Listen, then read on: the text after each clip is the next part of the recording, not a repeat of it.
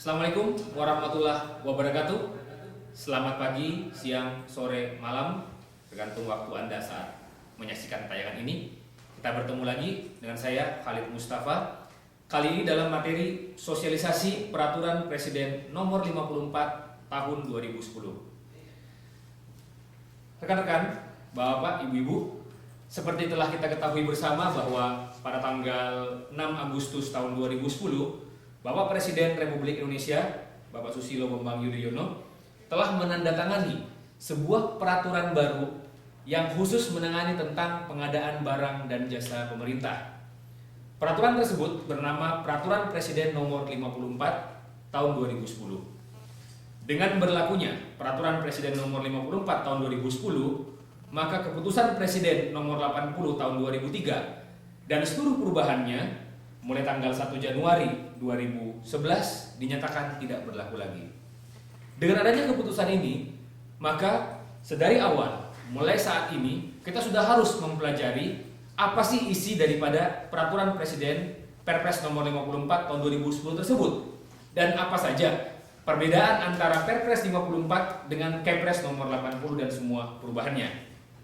Namun sebelum kita mulai, saya menginformasikan bahwa karena video ini akan diupload di YouTube yang hanya memberikan batas 10 menit dalam proses penayangannya, maka saya akan membagi video ini dengan beberapa bagian. Setiap bagian dengan panjang maksimal 10 menit. Sehingga untuk bisa menyaksikan secara keseluruhan, Bapak dan Ibu harus melihat satu persatu dari satu bagian ke bagian yang lain. Bagian pertama ini khusus membahas tentang latar belakang dan arah perubahan dari Kepres atau Perpres Nomor 54 Tahun 2010. Mari kita mulai dengan latar belakang. Latar belakang yang pertama untuk perubahan dari Kepres 80 ke Perpres 54 adalah diperlukan efisiensi belanja negara dan persaingan sehat melalui pengadaan barang jasa pemerintah yang saat ini belum sepenuhnya terwujud. Bapak, Ibu-ibu, rekan-rekan, kita melihat ada dua hal yang ditekankan terhadap latar belakang nomor 1, yaitu efisiensi dan persaingan sehat. Dengan adanya Perpres 54 diharapkan efisiensi dan persaingan sehat dapat diwujudkan dalam proses pengadaan barang dan jasa pemerintah. Latar belakang yang kedua yang mendasari munculnya Perpres 54 tahun 2010 adalah sistem pengadaan barang jasa pemerintah belum mampu mendorong percepatan pelaksanaan belanja barang dan belanja modal dalam APBN atau APBD, atau terjadi bottleneck dalam proses pengadaan barang dan jasa pemerintah. Apa contohnya? Seperti yang kita ketahui bersama bahwa di kementerian, lembaga, daerah maupun instansi banyak yang melaksanakan pengadaan barang dan jasa justru pada semester kedua atau bahkan pada triwulan yang terakhir. Hal ini menyebabkan daya serap anggaran yang ada di kementerian, lembaga maupun institusi lainnya itu justru terjadi pada akhir-akhir tahun anggaran. Ini sama sekali tidak sehat. Tapi mengapa ini terjadi? Karena kebanyakan PPK maupun panitia merasa takut untuk melaksanakan pengadaan barang dan jasa sebelum anggaran tersebut disahkan. Karena dasar hukum secara jelas itu belum ada. Nah, latar belakang inilah yang melandasi munculnya Perpres Nomor 54 Tahun 2010. Latar belakang yang ketiga yang melandasi hal ini adalah sistem pengadaan barang jasa pemerintah belum mampu mendorong terjadinya inovasi, tumbuh suburnya ekonomi kreatif, serta kemandirian industri strategis. Latar belakang yang keempat, masih adanya unsur-unsur atau hal-hal yang bersifat belum jelas dalam Kepres 80 tahun 2003 atau hal-hal yang sifatnya multitafsir. Ini yang kadang menjadi permasalahan di proses pengadaan barang dan jasa. Adanya perbedaan pemahaman antara PPK, panitia maupun pemeriksa serta penyedia barang dan jasa.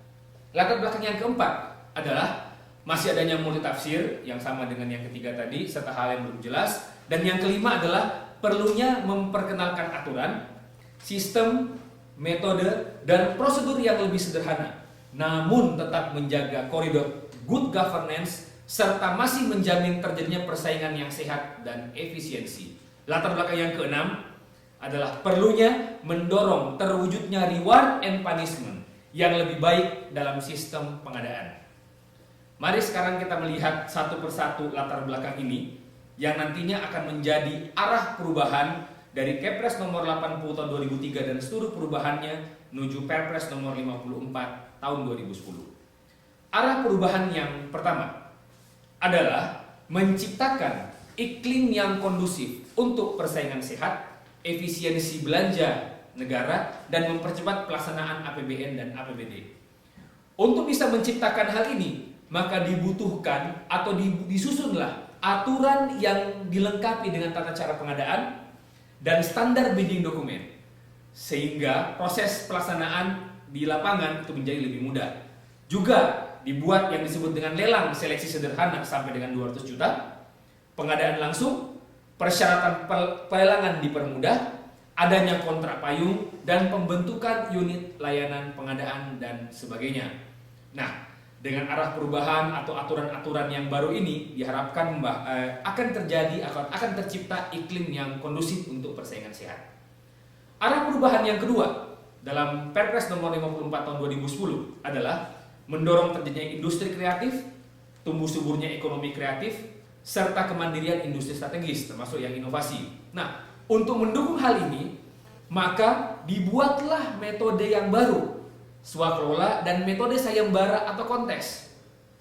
Kemudian, untuk mendorong inovasi dan ekonomi kreatif serta mengharuskan pengadaan alutsista TNI dan Almatsur Polri oleh industri strategis dalam negeri dan sebagainya.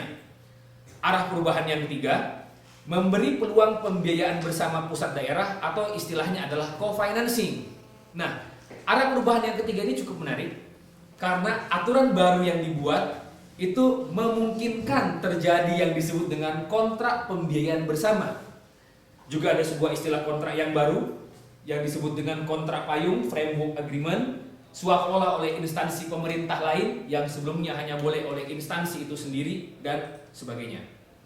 Arah perubahan yang keempat, terjadinya klarifikasi terhadap aturan-aturan yang selama ini berada di dalam Kepres nomor 80 tahun 2003. Contohnya, jenis-jenis pengadaan, besaran uang muka yang berubah, kelengkapan data administrasi yang lebih diperjelas, penggunaan metode evaluasi yang berubah, penajaman kondisi kahar atau force majeure, serta penyelesaian harga atau price adjustment yang lebih ditekankan lagi.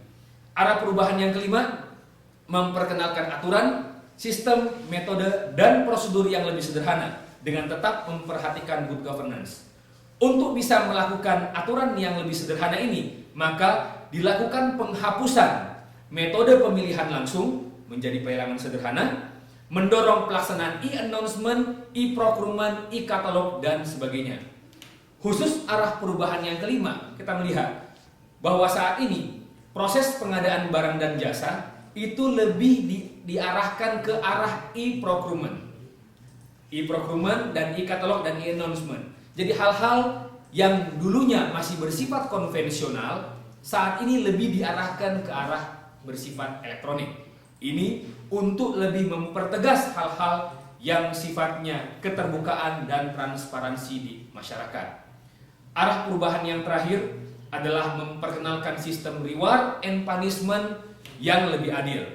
Antara lain dengan mengupayakan insentif yang wajar kepada pejabat pembuat komitmen atau PPK, anggota unit layanan pengadaan, memberlakukan jaminan sanggah banding, penegasan kapan aparat hukum seyogyanya masuk dalam kasus pengadaan, dan sebagainya. Pada aturan perubahan yang ke-6 ini, diharapkan proses pengadaan, reward dan punishment dapat lebih jelas dan tegas. Ini adalah materi yang pertama. Pada materi yang kedua, kita akan masuk kepada kapan sih Perpres nomor 54 ini dilaksanakan, serta matriks perubahan Kepres nomor 80 tahun 2003 menuju Perpres nomor 54 tahun 2010. Terima kasih. Wabillahi taufiq wal hidayah. Wassalamualaikum warahmatullahi wabarakatuh.